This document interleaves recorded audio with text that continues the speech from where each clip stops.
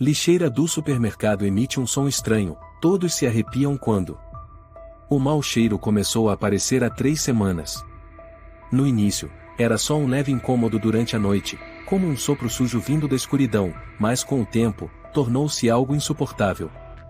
A lixeira número 4, escondida atrás do supermercado Mercado do Sul, era o epicentro do fedor.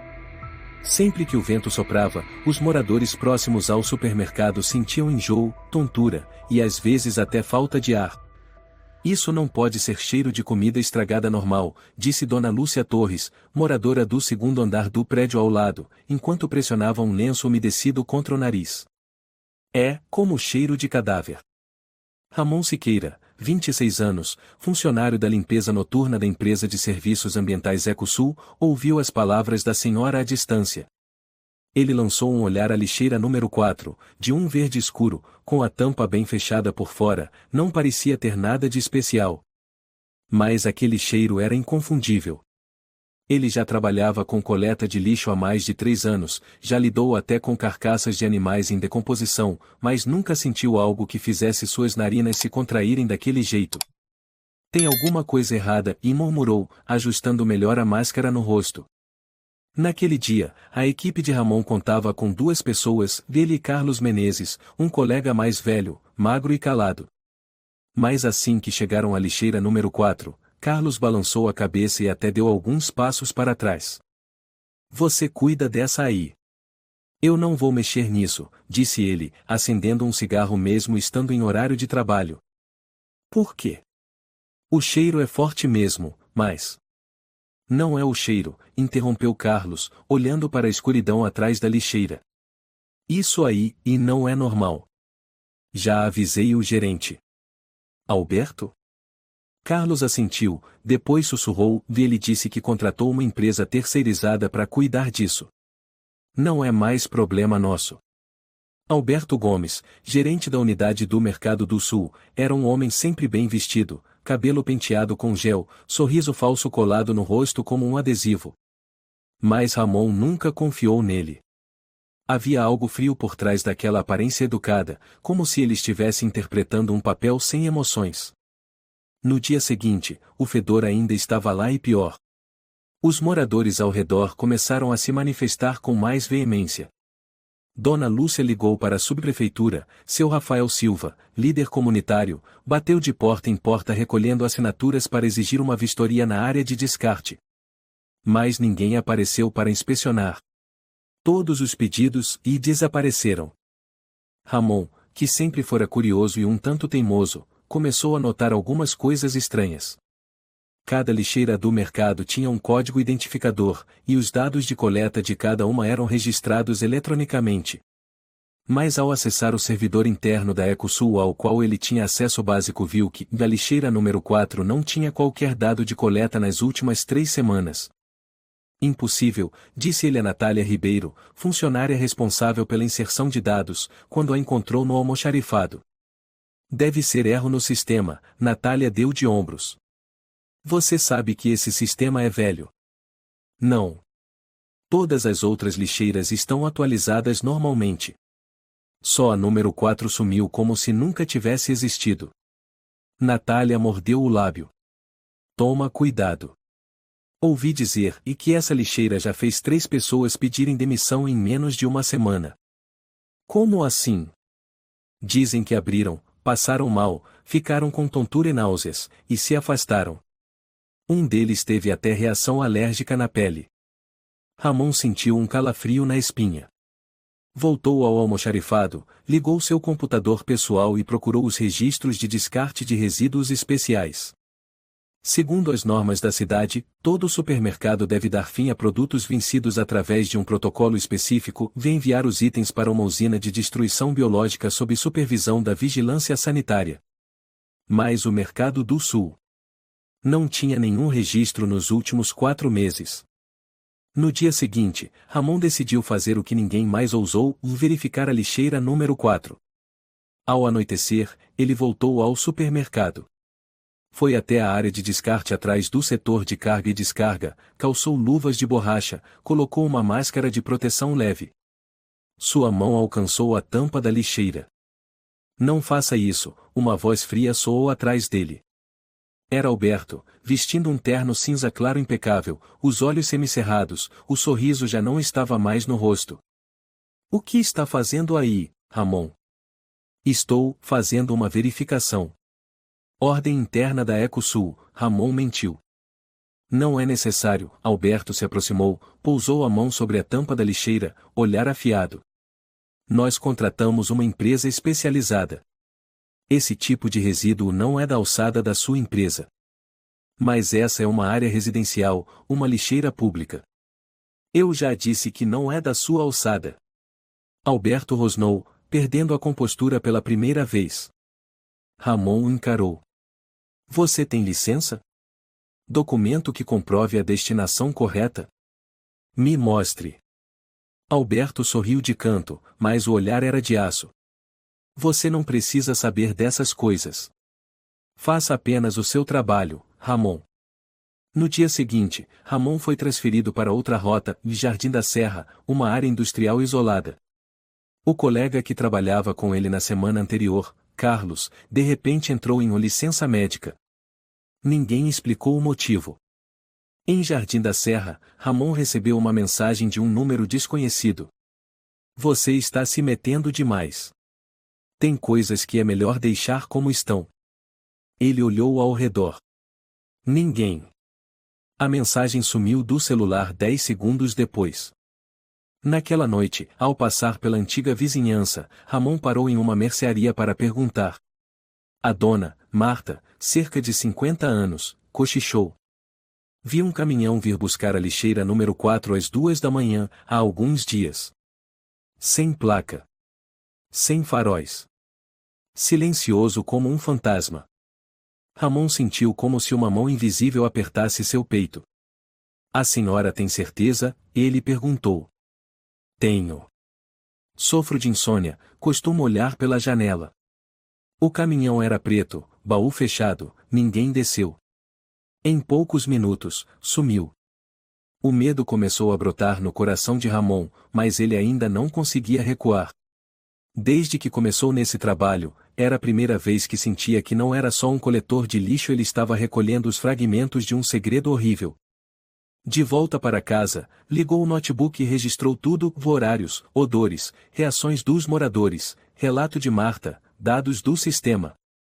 Nomeou o arquivo lixeira número 4, o que ninguém quer saber. À meia-noite, já na cama, ouviu um som de buzina suave passando pela rua. Não era viatura, nem caminhão de coleta.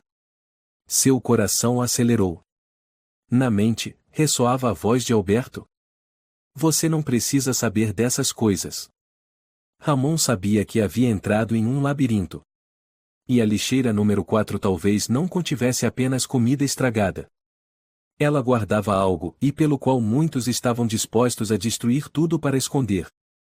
3 dias após o confronto com Alberto, Ramon ainda não havia se acalmado. A sensação de estar sendo silenciado, vigiado, empurrado para longe de onde pertencia fazia crescer dentro dele uma angústia sem nome. Mas quanto mais o empurravam, mais ele queria se aprofundar. Na rota do Jardim da Serra, ele foi escalado para trabalhar com Juliano Oliveira, um novato no serviço, calado, mas de olhar esperto. Juliano era mais novo, tinha um jeito firme, observador, e parecia desconfiar do sistema. O velho Carlos sumiu, perguntou Juliano enquanto se preparavam para o turno. Licença médica. Ninguém sabe quando volta. Que estranho. Semana passada ele estava inteiro, forte como um touro. Juliano suspirou e, em voz baixa, acrescentou: Vi, você sabe de algo sobre a lixeira número 4 do mercado? Ouvi uns boatos. Ramon olhou de lado. Que tipo de boato? De que teve gente que abriu e teve intoxicação, foi afastada. E outros sumiram. Juliano hesitou. Você conhece alguém chamada Valéria Castilho? Ramon se sobressaltou. O nome me é familiar. Ela trabalhava no turno da noite da Ecosul. Foi transferida para a rota do mercado 2 meses atrás, e de repente, largou tudo. Ninguém mais teve notícias. A mãe dela apareceu na empresa dizendo que a filha desapareceu. Ramon apertou o volante com força. Aquele nome já tinha passado por ele na escala de plantão. Uma moça jovem, de cabelos cacheados, parecia ágil. Ele nem chegou a trabalhar com ela. De repente, ela desapareceu. Sem explicação. Você ouviu isso de quem? Acha que a gente não conversa entre si? Juliano arqueou a sobrancelha com um meio sorriso.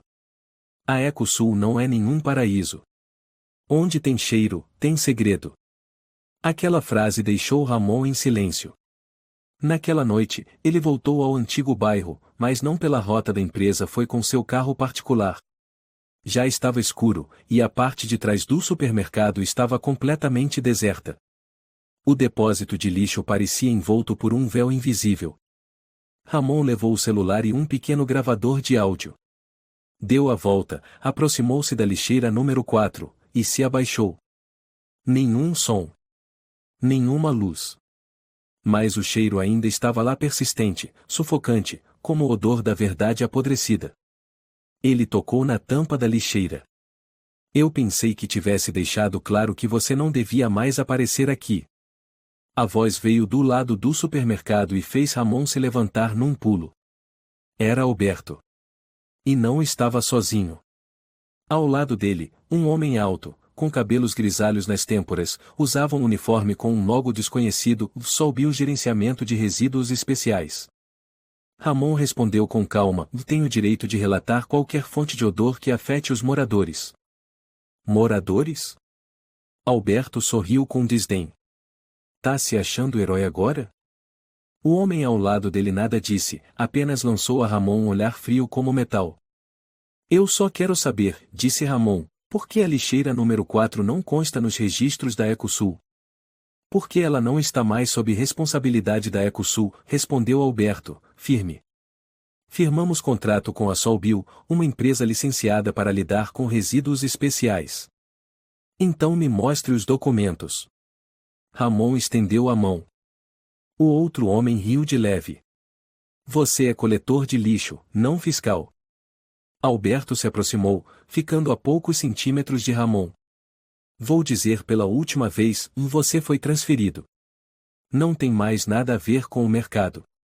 Se continuar se metendo, vamos registrar uma queixa formal por invasão. Ramon não recuou.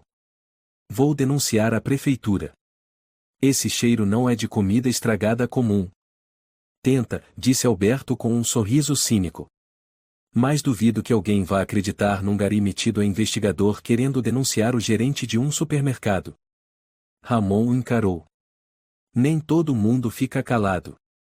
Como a Valéria, que escapou da boca de Alberto, que logo se deu conta do deslize.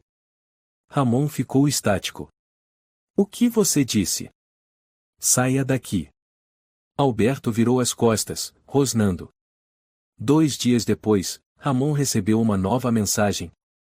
O que não se encontra é porque não deve ser encontrado.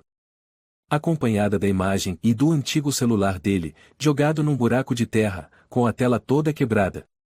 Mas Ramon nunca perdeu aquele celular. Naquela mesma noite, o dispositivo principal de Ramon foi infectado por um malware. Todos os dados sobre a lixeira número 4, fotos, anotações, até o áudio com a voz de Alberto sumiram em poucos minutos. Desesperado, ele levou o aparelho até a casa de um velho amigo, Inácio Barros, especialista em TI que havia trabalhado com ele na equipe técnica da Ecosul. Inácio conectou o celular ao notebook e, observando as linhas de código, suspirou. Instalaram um spyware remoto em você. Tem alguém te monitorando há pelo menos 5 dias. Como conseguiram acesso?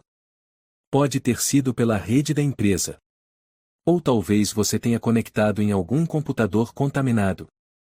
Ramon rangeu os dentes. Apagaram todas as minhas provas. Inácio assentiu. E se você não parar, vão apagar você também. Tem como recuperar? Difícil. Mas vou tentar. Mas você, e pare de agir sozinho.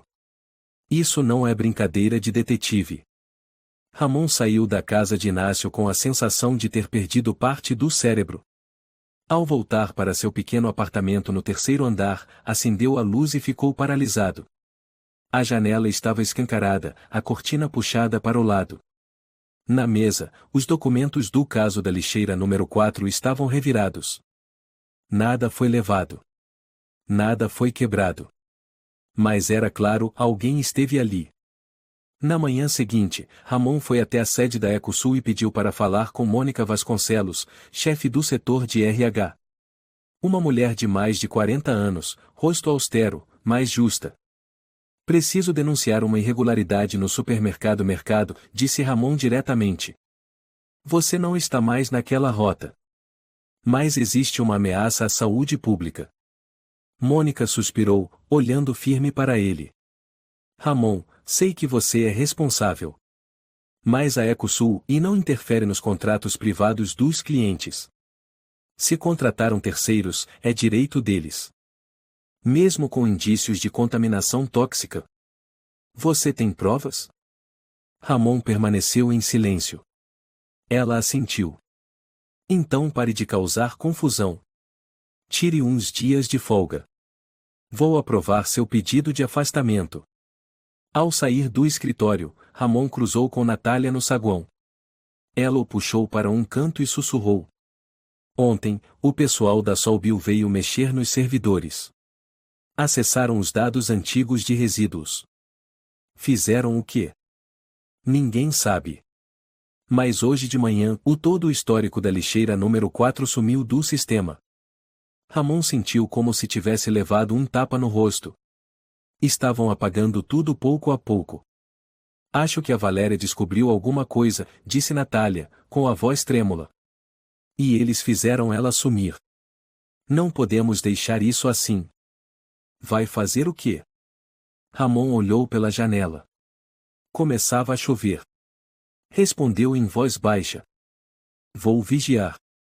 Esta noite. A chuva começou no fim da tarde.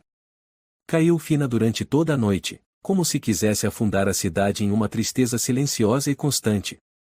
Ramon ficou sentado no carro, estacionado a uns 10 metros da área de descarte atrás do supermercado Mercado do Sul, observando em silêncio. O relógio marcava 2h47 da manhã. O vento carregava um fedor espesso, cada vez mais forte.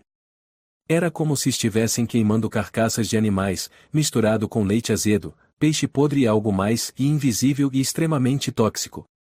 2h59. Um ruído leve ecoou atrás do supermercado.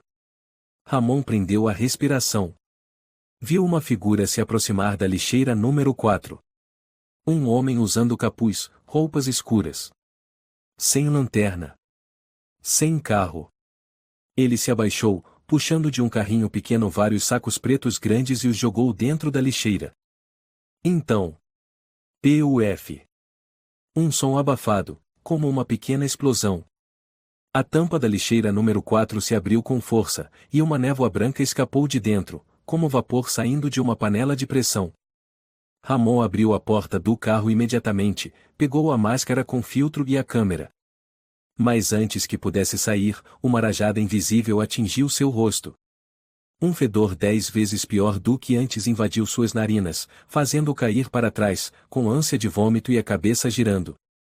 Droga, ofegou, tentando ajustar a máscara no rosto, com as mãos trêmulas ao ligar a câmera.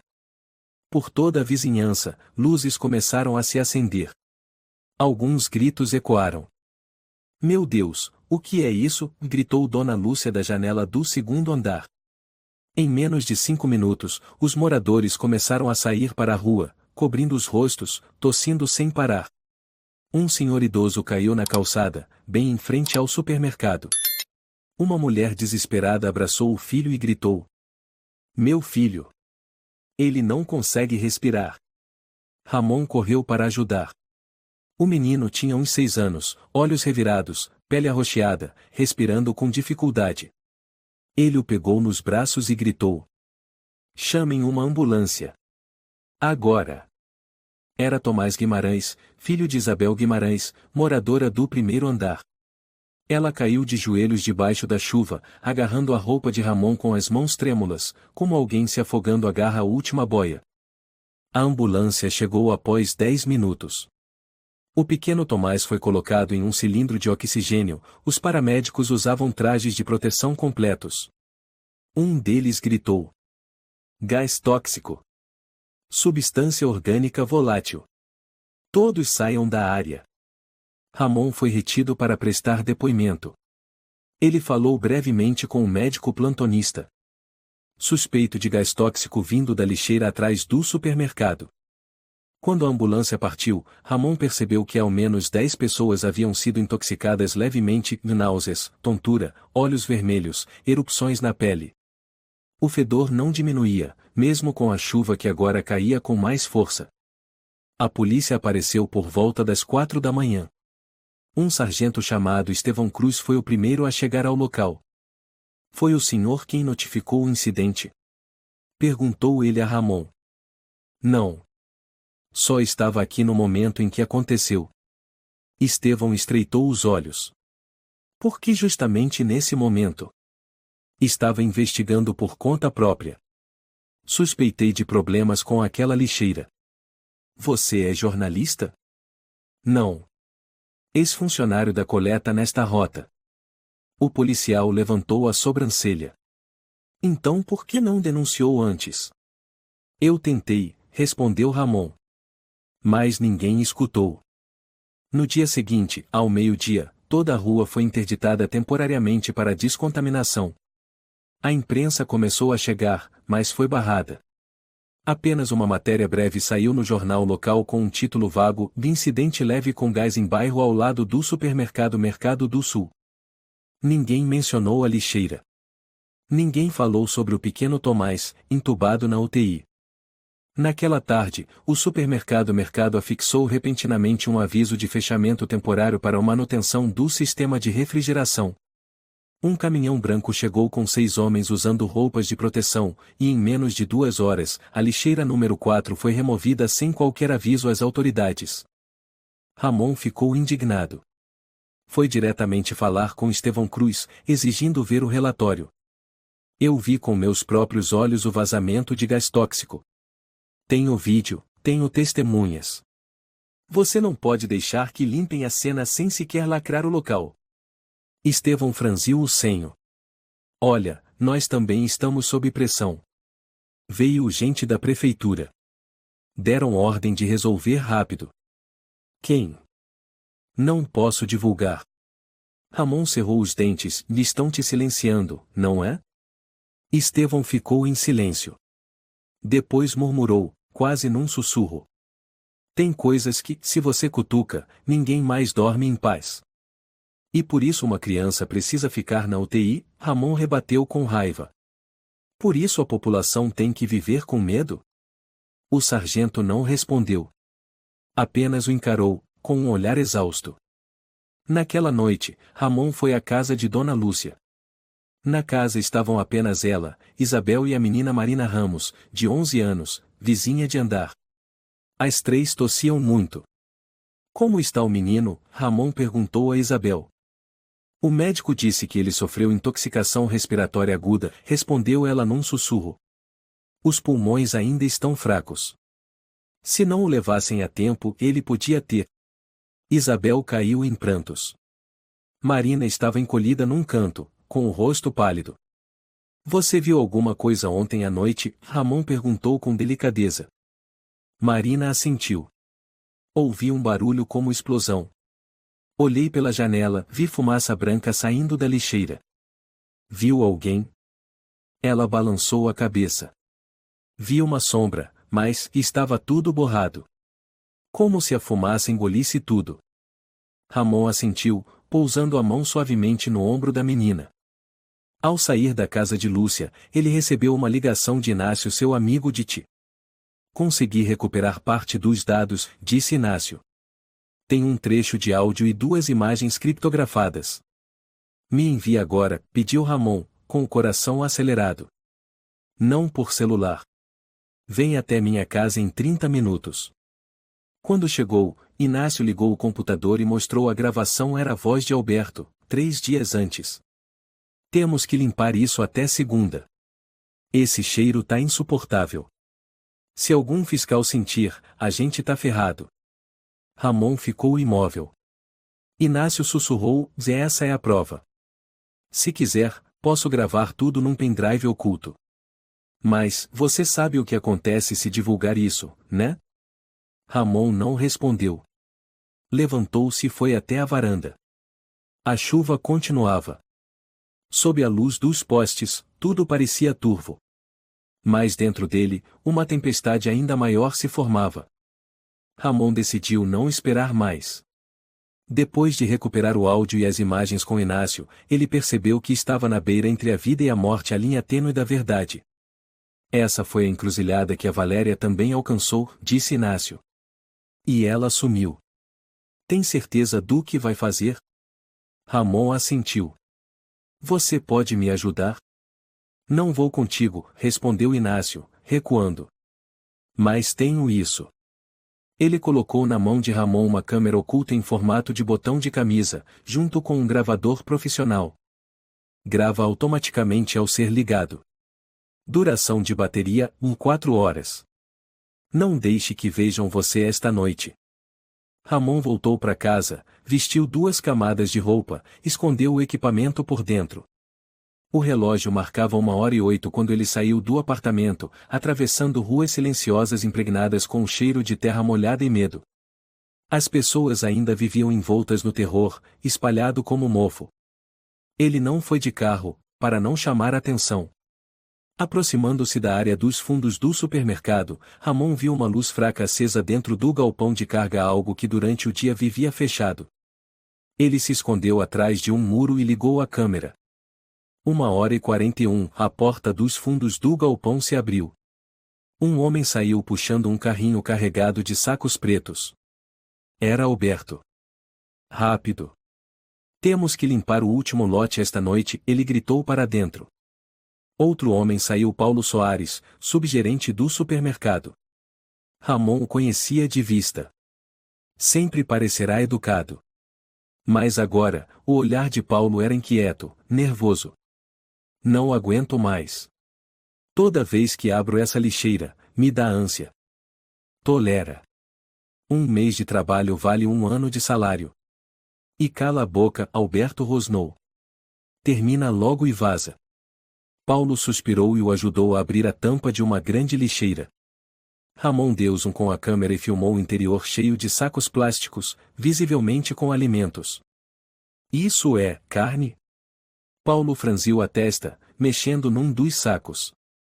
Vencida desde janeiro? Não pergunta. Só joga fora. Alberto acendeu um cigarro e gesticulou. Ramon filmou de perto.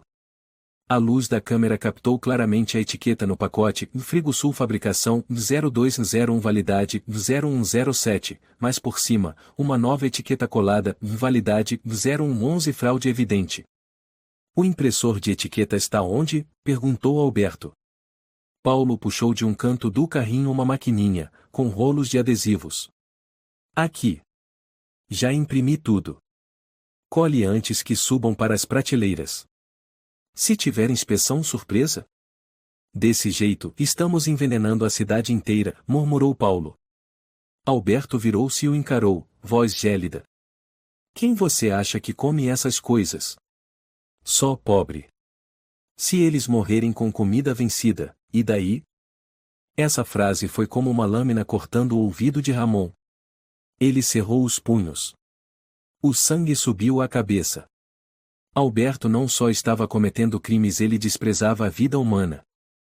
Paulo ficou em silêncio, desconcertado, e continuou jogando os pacotes na lixeira. Alberto então pegou um galão com líquido turvo e despejou lá dentro. Um cheiro químico forte se espalhou. O que é isso? Perguntou Paulo. Catalisador de decomposição. Mantém o fedor dentro, evita vazamento de odor. E o gás tóxico da outra vez? Aquela criança quase morreu. Acidente, disse Alberto, dando de ombros. Foi porque a tampa estava muito vedada, o gás fermentou. Desta vez vamos liberar a válvula com frequência. Paulo riu amargo. Você transformou a lixeira num forno de incineração clandestino. Alberto o encarou. Melhor isso do que ser pego com estoque vencido. Outra inspeção e estamos perdidos. Ramon ficou paralisado. Todo o sistema funcionava como uma engrenagem e compravam alimentos vencidos no mercado paralelo por preço baixo, trocavam os rótulos, revendiam ao público. O que não vendia, era jogado fora com produto químico para abafar o cheiro. Aquilo não era mais só fraude comercial. Era uma cadeia de crimes organizados.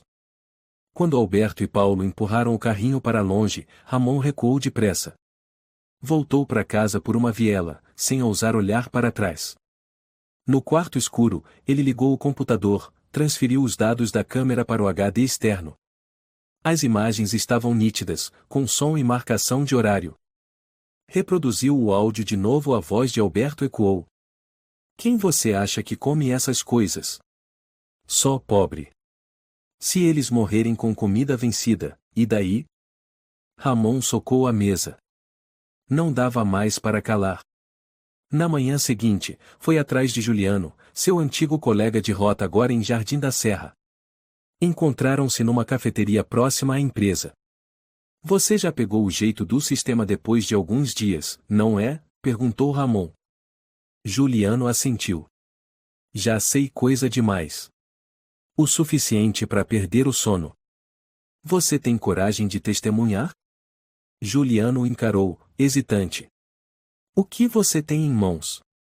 Ramon empurrou um pendrive pela mesa. Todas as provas. Troca de etiquetas. Estoque vencido. Gás tóxico. Juliano pegou, mas não abriu. E o que você vai fazer? Preciso entregar isso a um jornalista. Alguém que não possa ser comprado. É perigoso. Eu sei. Juliano abaixou a voz. Tem uma pessoa que pode te ajudar. Catarina Vieira, repórter investigativa. Já derrubou uma rede de falsificação de remédios em Vitória da Conquista. Casca grossa. Consegue entrar em contato com ela? Tenho um amigo que já trabalhou com ela.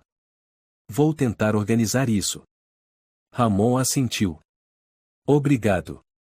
Quando ele estava saindo do café, Juliano o segurou. Toma cuidado. Você está cutucando um vespeiro. Não tem problema, disse Ramon. Não quero ver mais nenhuma criança no hospital. Às 4 da manhã, o monitor do computador de Ramon exibiu a última mensagem, arquivo enviado com sucesso. Ele acabará de concluir a criptografia e envio da cópia do vídeo para o endereço de e-mail fornecido por Juliano. Era a caixa postal segura da jornalista investigativa Catarina Vieira, conhecida como a mulher que não se compra com dinheiro nem se intimida com poder. Assim que enviou, Ramon desligou toda a conexão com a internet e escondeu o HD externo num compartimento atrás da lareira. Cautela é sobrevivência. No entanto, apenas 3 horas depois, quando os primeiros raios de sol atravessavam a fresta da janela, um estrondo veio de baixo. Choque. Vidro estilhaçado. Ramon se levantou num salto, correu até a varanda. Seu carro pequeno, um hatch vermelho da marca Seat, já antigo, estava com o para-brisa destruído. O painel interno havia sido arrebentado, os documentos espalhados por todo lado, e o banco do motorista estava rasgado de propósito, como um aviso. Sabemos o que você fez. Ramon não gritou.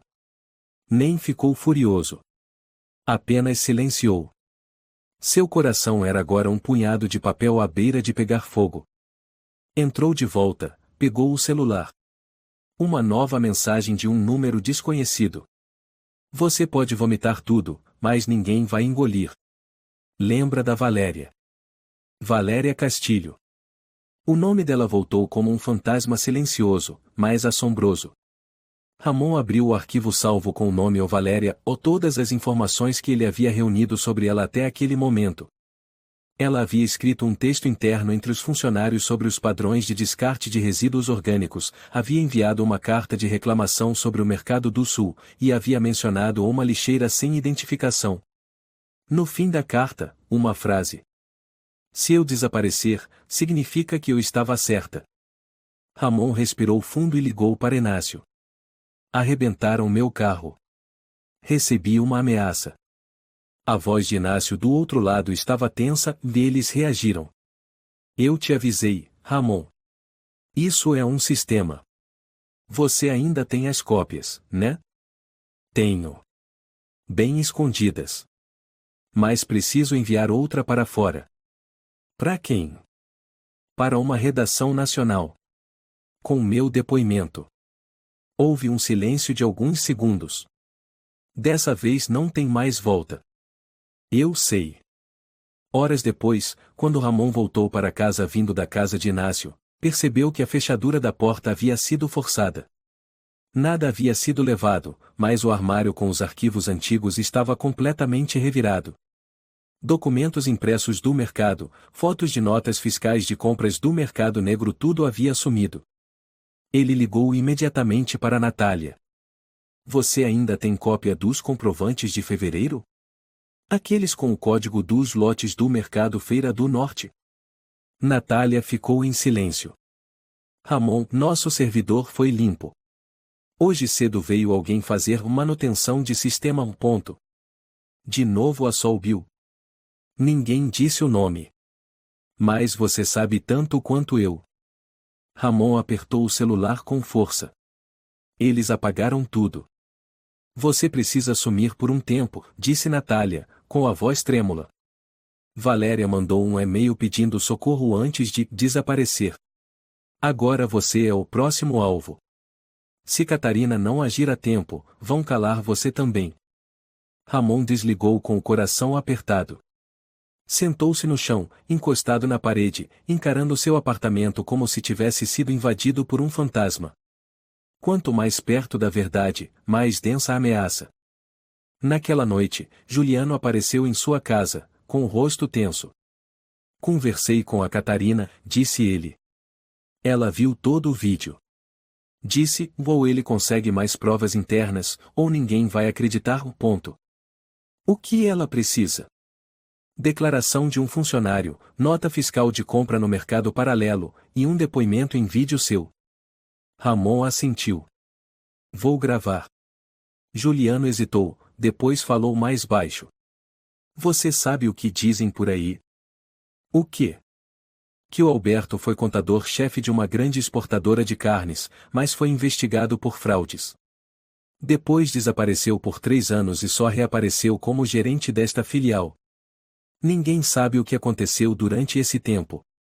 Ramon ficou imóvel. Há rumores de que nesse período ele trabalhou para uma rede ilegal de descarte de resíduos tipo máfia. Nada deixava rastros. Um homem que sabe apagar crimes. E sabe calar quem fala demais. Naquela mesma noite, Ramon gravou seu primeiro depoimento. Sentou-se diante da câmera, com iluminação suave, voz firme e compassada.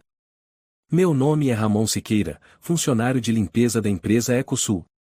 Estou denunciando práticas ilegais de descarte de alimentos no supermercado Mercado do Sul, onde a lixeira número 4 é o foco principal.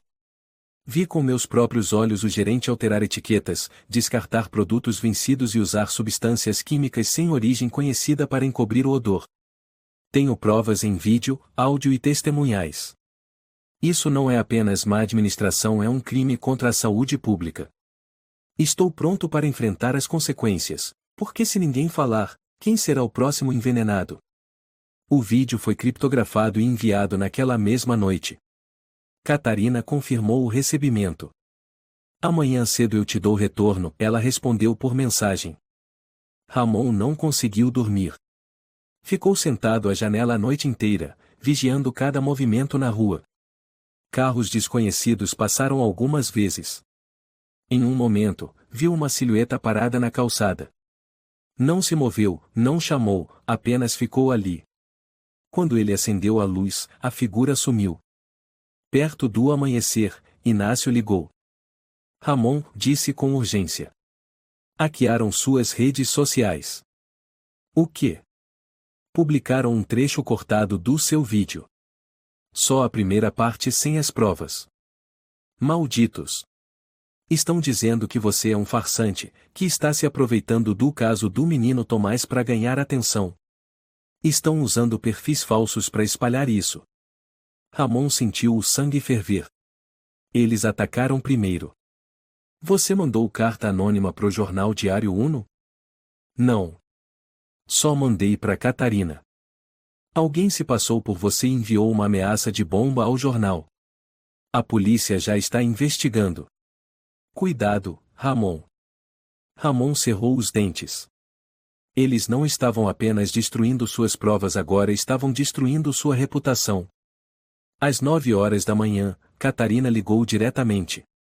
Ramon, disse ela com voz firme. Eu acredito em você. Verifiquei tudo. Vamos publicar um dossiê oficial.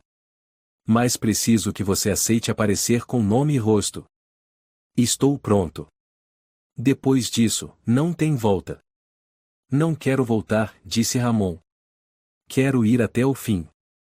A notícia sobre Tomás Guimarães na UTI começou a vazar nas redes sociais, com uma postagem curta no perfil de Isabel. Meu filho quase morreu por tomar leite vencido vendido no supermercado da esquina. Quem vai se responsabilizar por isso? A postagem tinha apenas 2 frases, mas acendeu o estopim em um barril de pólvora. A opinião pública começou a perguntar em qual supermercado? Qual o leite? Qual o menino?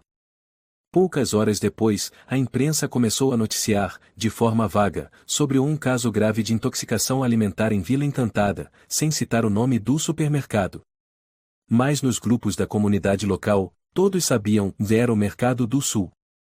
Dona Lúcia foi a primeira a organizar uma pequena reunião de moradores no pátio do prédio. Não podemos mais ficar calados, disse ela, com a voz rouca. Se não falarmos, mais gente vai morrer. Ramon compareceu à reunião em silêncio.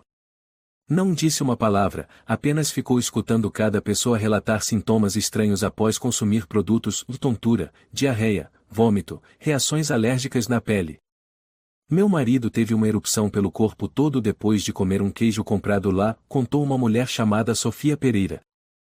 O médico disse que era alergia alimentar, mas esse queijo eu como há 1 ano e nunca aconteceu nada. Comprei salmão lá na segunda-feira, interrompeu um homem chamado Tiago Almeida. Quando abrimos já estava com cheiro ruim. Minha esposa disse que dava para cozinhar mesmo assim. Naquela noite, os 2 vomitamos sem parar. Ninguém ali tinha provas concretas, mas tudo começava a se encaixar. Ramon anotava tudo em silêncio. Ele tinha o hábito de registrar eventos em um diário no formato de grade e o produto descartado em data da internação. Quanto mais anotava, mais seu corpo se arrepiava. 12 itens descartados na lixeira número 4 também apareceram nos relatos dos moradores. 2 dias depois, os moradores se reuniram em frente ao Mercado do Sul, levando cartazes feitos à mão. Não queremos comida que mata aos poucos. Lixeira 4 está envenenando nossa vizinhança. O que Tomás fez de errado? A imprensa começou a chegar. Um grupo de repórteres locais, incluindo Catarina Vieira, passou a cobrir o local de perto. Catarina se aproximou de Ramon. Preciso de mais provas sobre a revenda dos produtos vencidos, disse ela. Sei que você tem anotações. Ramon entregou a ela uma cópia feita à mão, com os códigos dos lotes. Ela analisou por alguns instantes e franziu os olhos. 3 desses produtos batem com os que investiguei em outra unidade do mercado, no bairro Luz do Sol. Pode ser uma operação em cadeia. O que você vai fazer? Ramon perguntou. Vou divulgar a primeira parte hoje à noite, mas vou segurar o detalhe da lixeira. Se soltar tudo de uma vez, eles abafam o escândalo. E eu? Deixa que eu cuido da mídia. Você deveria se esconder por alguns dias. Ramon balançou a cabeça. Tenho que ficar. Não posso ir embora enquanto ainda estão envenenando as pessoas. Naquela tarde, outro choque aconteceu.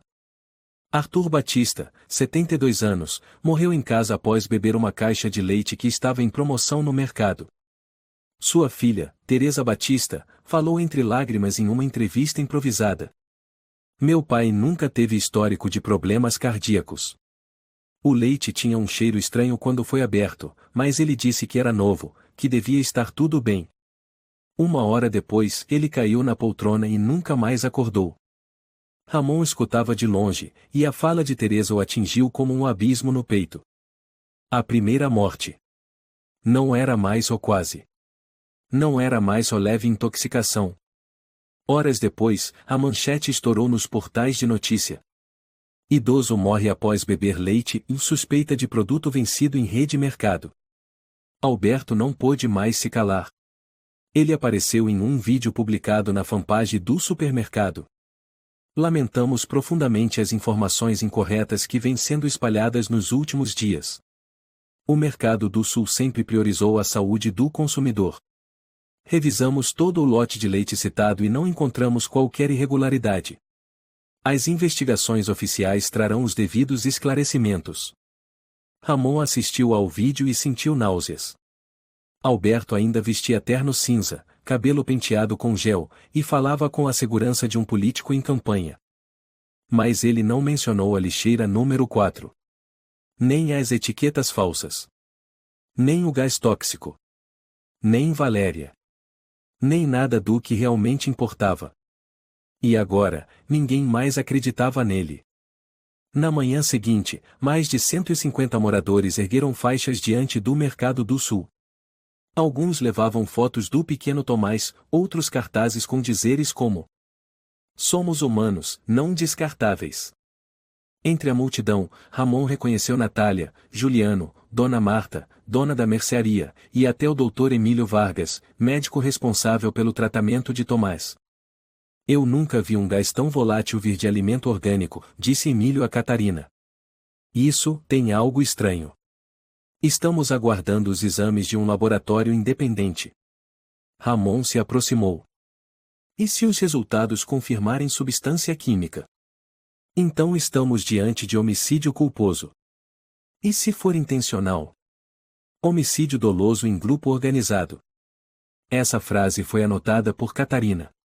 E foi a que ela usou como manchete no dia seguinte. Quando um supermercado virou arma do homicídio organizado por alimentação. A matéria vinha acompanhada de um mapa com os produtos suspeitos e o nome da filial Mercado do Sul. Reação do governo? Silêncio. Reação da polícia? Estamos investigando. Reação do povo? Fúria. Durante a madrugada, alguém pichou em tinta vermelha na parede dos fundos do supermercado. "O sangue escorre da lixeira 4. Ramon viu a frase pela manhã, ao visitar o local. E soube, naquele momento, que ele não estava mais sozinho nessa luta. Mas ele também sabia, mais do que nunca, quando a verdade é encurralada, ela reage mais o monstro que a mantém cativa também contra-ataca. Naquela noite, Ramon ficou no terraço do prédio, olhando para as luzes do Mercado do Sul ao longe. Sob seus pés, uma cidade fervia com verdades abafadas, uma criança na UTI, um idoso morto por leite vencido, e uma lixeira carregada de mentiras e veneno. O celular vibrou. Mensagem de Catarina. A vigilância sanitária fará inspeção surpresa na segunda-feira. Ramon franziu a testa. Era apenas quinta. Se Alberto soubesse com antecedência, teria tempo para apagar todas as pistas. Ele respondeu. Preciso gravar mais uma vez. Quando ele agir. Catarina ligou imediatamente, voz alarmada. Você vai fazer o quê? Armar um flagrante. Registrar ele destruindo as provas. Ramon, me escuta. Não. Essa é a única chance de pegá-lo no ato. Ela suspirou. Então vou mandar uma câmera infravermelha. Não grave com celular. É fácil rastrear. Ramon assentiu. Naquela noite, Juliano apareceu discretamente e entregou-lhe uma bolsa preta. Câmera de alta temperatura. Disfarçada. Bateria dura 3 horas, disse Juliano. Não vá sozinho. Preciso ir sozinho.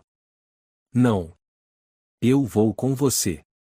Ramon encarou por alguns segundos, depois assentiu. 1h15 da manhã. Os dois se esconderam no telhado de um prédio em frente ao Mercado do Sul. A câmera já estava fixada, apontada diretamente para os fundos do mercado, o antigo local da lixeira número 4.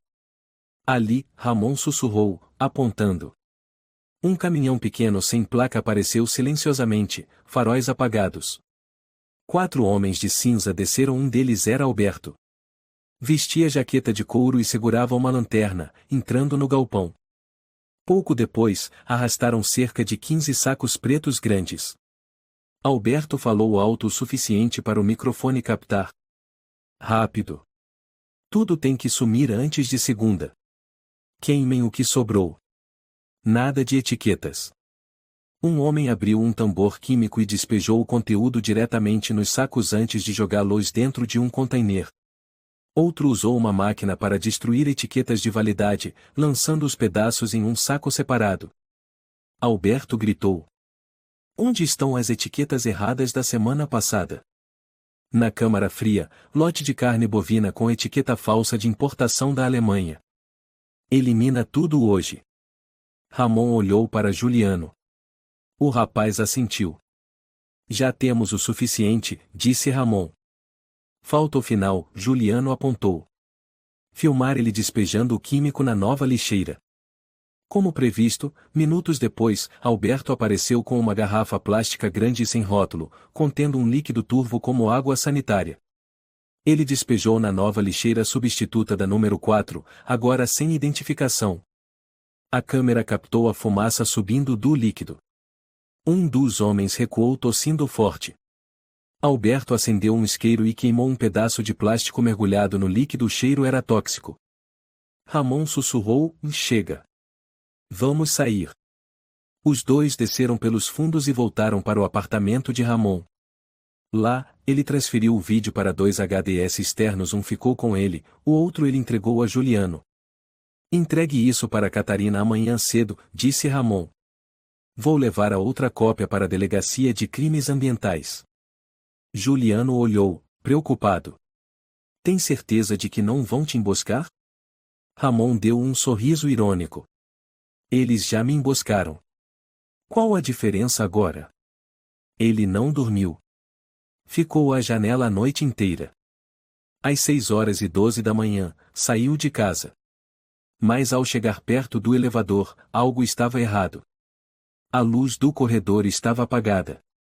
A porta do elevador já estava aberta. Vazio. Ele recuou imediatamente e desceu pelas escadas. Ao chegar ao andar de baixo, viu uma sombra subindo, encapuzado, casaco longo, segurando algo parecido com uma barra de ferro. Ramon virou e subiu correndo, coração batendo como tambor. Tá aqui. Uma barra de ferro passou rente à parede, a poucos centímetros da sua cabeça. Ele correu de volta para o apartamento, trancou a porta, correu até o armário, pegou o celular reserva e ligou para Juliano. Eles chegaram. Fica aí. Vou mandar alguém te buscar. Não. Vou sair por conta própria. Pela saída de emergência nos fundos. Ele colocou a câmera e o HD num coldre preso ao peito, abriu a pequena janela do banheiro e desceu pelo cano da água até o térreo. Cada passo escorregadio era como um batimento à beira do colapso. Ramon saiu pelo beco dos fundos e se misturou à multidão de pedestres da manhã. Ramon Siqueira, antes apenas um funcionário anônimo da limpeza urbana, agora era um homem caçado por carregar nas mãos aquilo que ninguém tinha coragem de encarar, a verdade. Pegou um táxi e pediu para ser deixado a 2 quadras do escritório da jornalista Catarina Vieira. Caminhou até lá a pé, segurando firme a bolsa no peito, os olhos atentos aos 2 lados da rua. Catarina abriu a porta. Entra rápido. Ele entregou a bolsa. Está tudo aqui dentro. Agora é com você. E você? Vou me expor. Nome e rosto. Ninguém me mata quando estou à luz do dia. Catarina o encarou por um momento, depois assentiu. Naquela noite, o primeiro trailer foi ao ar nas redes sociais. A verdade por trás das mortes silenciosas. Quem está por trás da lixeira número 4? Imagens borradas de Ramon. Voz distorcida. Eu vi com meus próprios olhos a troca de etiquetas de alimentos vencidos. Gravei eles destruindo provas. Estou pronto para me posicionar. Os comentários explodiram. O número de compartilhamentos subia em ritmo acelerado. Hashtags como hashtag lixeira número 4, hashtag mercado mata, hashtag Ramon Siqueira se espalharam por toda parte. Alberto ainda permanecia em silêncio. Mas a resistência já havia começado. Catarina ligou para Ramon às 23 horas. Tem certeza? Ainda dá tempo de voltar atrás, manter o anonimato. Ramon respondeu. Não. Amanhã, vou levantar a cabeça. Segunda-feira, 7h45. A cidade ainda despertava quando o telejornal nacional abriu com a imagem em close de Ramon. Sua voz firme ecoava. Meu nome é Ramon Siqueira. Denuncio uma série de fraudes alimentares perigosas à vida humana no supermercado Mercado do Sul. Não falo por suposição. Eu vi com meus próprios olhos. E eu gravei tudo. O vídeo mostrava imagens de Alberto comandando a destruição de alimentos vencidos com produtos químicos. Diversas etiquetas vencidas sendo arrancadas e reimpressas. Paulo Soares com expressão de nojo ao manusear carne podre. Um áudio de Alberto dizendo: só pobre come isso. Se morrerem por comida vencida, e daí? A tela escureceu por alguns segundos. Depois surgiu a frase: lixeira número 4, a morte silenciosa no coração da cidade. As redes sociais entraram em colapso. No térreo do prédio de Ramon, os moradores começaram a se reunir. Mas, dessa vez, não era para protestar, era para apoiar. Uma mulher ergueu um cartaz. Obrigado por não se calar, Ramon. Catarina saiu do carro da imprensa e caminhou até Ramon, que havia acabado de descer. Ela segurou sua mão. Você está pronto? Sim. O país precisa saber. Ao mesmo tempo, o Ministério da Saúde, a Polícia Criminal, a Vigilância Sanitária e a Secretaria de Meio Ambiente anunciaram a abertura de uma investigação nacional contra toda a rede de supermercados Mercado. Não apenas a filial de Vila Encantada, mas todas as 42 unidades espalhadas pelo país. As equipes de investigação iniciaram ações de busca e apreensão. No Mercado do Sul, Alberto Gomes foi conduzido pela polícia sob dezenas de câmeras. Seu olhar já não era mais gelado e arrogante, estava vazio, derrotado. Ele disse alguma coisa? Ramon perguntou ao sargento Estevão Cruz, o mesmo que antes tentou dissuadi-lo. Estevão balançou a cabeça. Silêncio. Como todo mundo que sabe que vai passar muito tempo na cadeia. E Paulo Soares? Está colaborando. Parece disposto a contar tudo. Na capital, durante uma coletiva especial, o ministro da Saúde, Gonçalo Ferreira, leu a nota oficial. Confirmamos que diversas unidades da rede Mercado adulteraram etiquetas de validade e colocaram alimentos vencidos à venda. O descarte era feito por meios ilegais, causando risco ambiental e ameaçando a saúde pública. Os responsáveis serão processados. Quem é Ramon Siqueira? Perguntou um repórter. Gonçalo respondeu com firmeza. É um cidadão comum. Mas com coragem extraordinária. Um exemplo para todos nós. Nos bastidores, Catarina suspirou. Espero que não esqueçam da Valéria, sussurrou. Ramon, ao seu lado, apertou o punho. A gente não vai deixar ninguém ser esquecido. As notícias vinham de todo o país. 4 unidades em Vitória da Conquista, Salvador, Campinas e Ribeirão Preto foram temporariamente interditadas. Em Campinas, fiscais encontraram 6 toneladas de carne vencida há 5 meses, com rótulos reimpressos por impressoras fornecidas pela própria rede. Naquele mesmo dia, a imagem de Tomás, agora acordado após mais de uma semana na UTI, estampava a capa do maior jornal do país. O sorriso de uma criança que uma nação inteira precisa proteger. Isabel, sua mãe, foi convidada para um programa de TV. Ao ser perguntada se gostaria de dizer algo a Ramon, ela chorou e respondeu: obrigada por não fugir. Por não escolher o caminho seguro. Meu filho está vivo, porque você teve coragem de dizer a verdade. Na sala ao lado, Ramon assistia à transmissão, com os olhos marejados. Juliano, sentado ao lado, colocou a mão em seu ombro. Quem diria? A gente achava que estava sozinho. Ramon assentiu. Mas não podemos esquecer que Valéria também teve coragem. E desapareceu. Catarina, que havia acabado de entrar, ouviu e disse: Entrei em contato com a mãe da Valéria. Ela vai enviar o dossiê do desaparecimento para a polícia criminal. Eu cuidarei do resto. Um dia, saberemos o que aconteceu, murmurou Ramon. A polícia indiciou formalmente o caso com os seguintes crimes: fraude comercial em larga escala, violação grave das normas de segurança alimentar, ocultação de resíduos tóxicos, risco à vida da população e, especialmente, suspeita de destruição de provas e de testemunhas. Alberto, mesmo preso, negou as acusações, mas foi confrontado com os áudios completos de Ramon e o depoimento de Paulo.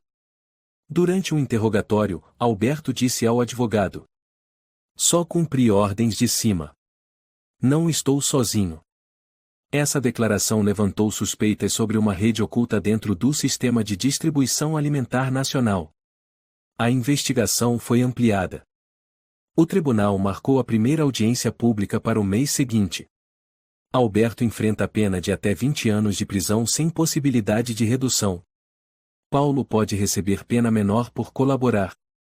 Enquanto isso, Ramon foi convidado a discursar na cerimônia do Prêmio Cidadão Corajoso, promovido por uma organização da sociedade civil.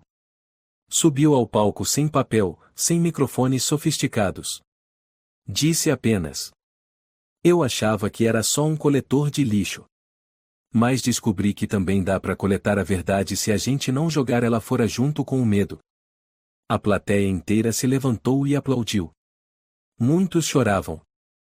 Naquele dia, ao voltar para o antigo bairro, as crianças do prédio correram até ele. Um garotinho gritou: O senhor é um super-herói. Ramon se agachou, sorrindo: Não. Eu só sou um gari. Mas o senhor varreu a justiça pra gente. Ele riu. O céu daquele dia estava incrivelmente azul. Não havia mais cheiro. Não havia mais gemidos. Só um bairro começando a aprender a respirar de novo. Um mês depois que o vídeo com a verdade viralizou por todo o país, o julgamento de Alberto Gomes começou oficialmente no Tribunal Criminal de São Paulo. A imprensa lotava os arredores. Centenas de pessoas se aglomeraram nos portões, com cartazes erguidos. Justiça para Tomás. Justiça para Valéria. Justiça para todos nós. Ramon, vestindo uma camisa branca e gravata cinza clara, estava sentado na primeira fileira da área reservada às testemunhas. Seu rosto estava sereno, mas suas mãos estavam fortemente cerradas. Ao lado dele, Catarina Vieira anotava rapidamente com um lápis. Juliano Oliveira, sentado na fileira de trás, observava atentamente cada expressão no rosto de Alberto, que acabava de ser escoltado para a sala de audiências. Alberto já não mostrava o ar frio de costume. O uniforme laranja de presidiário o fazia parecer menor, com o olhar perdido e os cabelos bagunçados. Paulo Soares, que já havia trabalhado para ele, também estava presente, mas na condição de testemunha colaboradora. Paulo olhava para o chão durante toda a audiência, sem ousar levantar os olhos para encarar Ramon. O presidente do julgamento, o juiz Inácio Costa, leu a acusação, com mais de 7 páginas. Sua voz era grave e clara. O réu Alberto Gomes é acusado de fraude comercial organizada, uso de alimentos vencidos colocando vidas em risco, destruição de provas, violação das normas de descarte de resíduos tóxicos e envolvimento no desaparecimento ainda não esclarecido da funcionária Valéria Castilho. Alberto foi instruído a se levantar. Ele permaneceu em silêncio diante de todas as perguntas. O senhor se declara culpado ou inocente? Perguntou o juiz. Eu exerço o direito ao silêncio, respondeu ele, com a voz baixa como um vento perdido. Ramon foi chamado como testemunha. O juiz perguntou: o senhor pode descrever o processo de descoberta das infrações na filial do Mercado do Sul? Ramon respirou fundo e respondeu, frase por frase, com firmeza. Sou funcionário da limpeza da Ecosul. Durante 3 semanas consecutivas, a lixeira número 4 do supermercado exalava um cheiro estranho, causando grande impacto na comunidade. Ao investigar, descobri que havia centenas de sacos de alimentos vencidos com etiquetas trocadas, com produtos químicos despejados e descartados ilegalmente. O senhor tem provas? Tenho. Filmagens noturnas, gravações em que Alberto admite o descarte ilegal, além de cópias dos lotes de mercadoria comparadas com os registros de internação de moradores. Ramon fez uma pausa, olhando diretamente para Alberto. E quero acrescentar, Alberto mencionou uma mulher chamada Valéria. Ela desapareceu depois de levantar suspeitas sobre essa lixeira. A sala ficou em silêncio por alguns segundos. O juiz assentiu com a cabeça. O testemunho será registrado. Chegou a vez de Paulo. Sua voz tremia, mas era clara. Fui cúmplice. Tinha medo de perder meu emprego, por isso não denunciei. Ajudei Alberto a trocar as etiquetas, jogar os produtos químicos, esconder as provas. Eu não sabia que aquele cheiro poderia matar. Peço desculpas. Por que não denunciou antes? Porque vi Valéria ser ameaçada. E eu temia ser o próximo. Outra pessoa foi chamada Isabel Guimarães, mãe do pequeno Tomás. Ela ficou de pé no centro da sala, segurando uma foto do filho abraçado a um ursinho no hospital. Meu filho quase morreu, disse ela, com os olhos marejados. Só porque alguém achou que os pobres não merecem viver. Quero justiça. Não só por meu filho, mas por todos nós que fomos envenenados sem saber. O julgamento durou 3 dias. Outras testemunhas, como o médico Emílio Vargas, a dona de loja Marta e a senhora Lúcia Torres também foram convocadas. Eles relataram em detalhes os sintomas de alergia, diarreia, intoxicação, cheiro de gases tóxicos e a indiferença do sistema. Quando o julgamento chegou ao fim, o juiz Inácio leu a sentença diante de centenas de câmeras.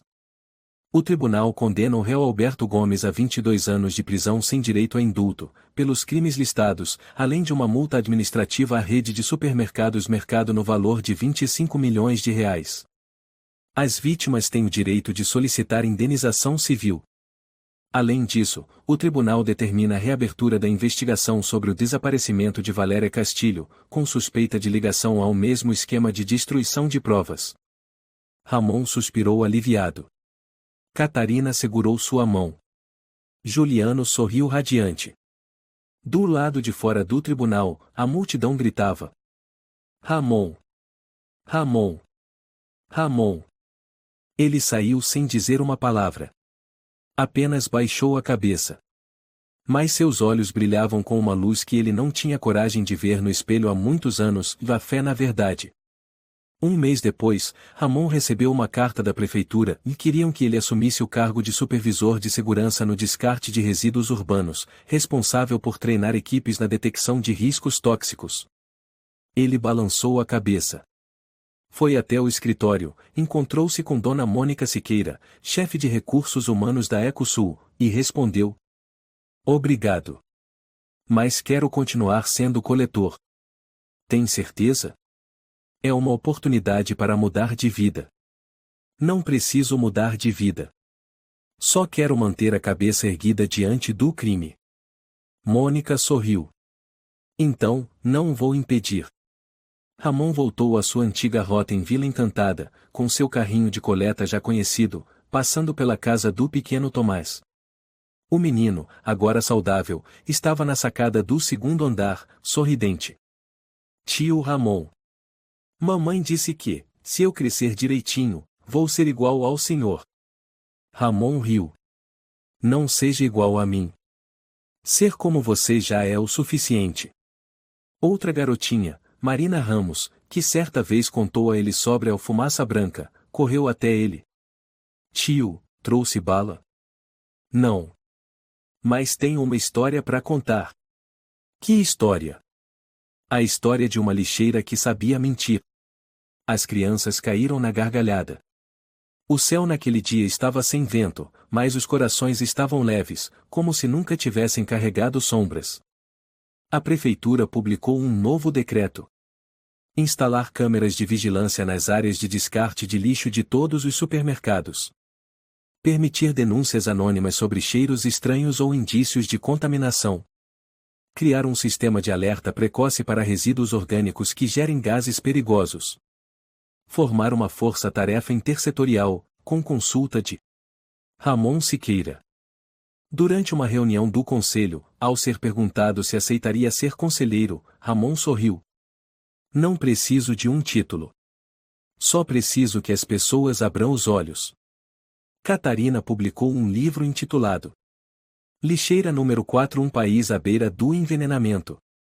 Na primeira página, a dedicatória. Para Valéria, que desapareceu para que pudéssemos enxergar. Ramon pedalava lentamente por uma rua coberta de folhas amarelas. Usava fones de ouvido, ouvindo novamente uma gravação antiga, o primeiro trecho, onde Alberto dizia: "Você não precisa saber dessas coisas." Ele parou a bicicleta, tirou os fones e silenciosamente jogou o pendrive em uma lixeira com o selo "O material tratado com segurança." Então sorriu. Agora todo mundo já sabe.